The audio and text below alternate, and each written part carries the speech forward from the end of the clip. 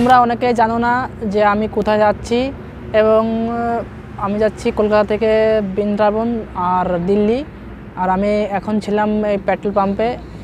সকালে হলো ব্রাশ করলাম, ব্রাশ টাশ করে পেট্রোলওয়ালা যে মালিক মানে কাজ করে আমাকে খাবার খাইয়ে দিয়ে মানে তারপরে আমাকে এই 200 টাকাটা দিয়েছে দুপুরে খাবার খাওয়ার জন্য।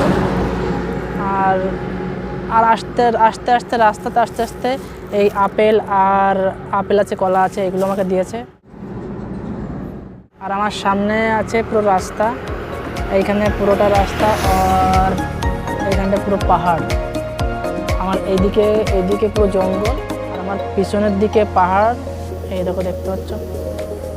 আর আমি এখন রেস্ট নেব, আর এখান থেকে একটা আপেল খাই, তোমরা দেখতে থাকো।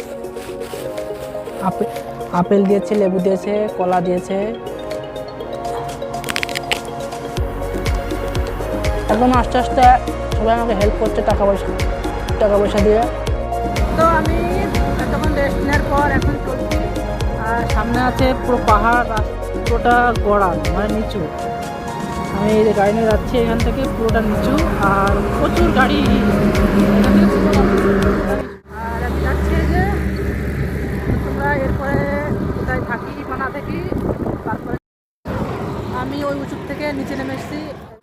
এখন আস্তে আস্তে স্পিডটা বাড়বে, কারণ ওদিকে উঁচু, আর এদিকটা খুবই সুন্দর রাস্তা, এবং এই পাশটায় প্রচুর গাছপালা আছে, জঙ্গল আছে, এবং পিছন দিক থেকে গাড়ি আসছে।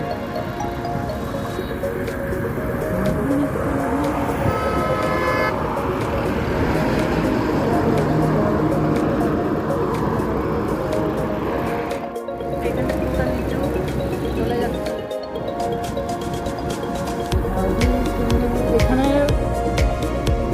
পুরো পাহাড় এলাকা তো দেখতে সুন্দর লাগে, কিন্তু এখানে লোকজন কেউ বাস করে, এটাই হলো বিষয়। এই জায়গায় যে কার, এটাই বিষয়।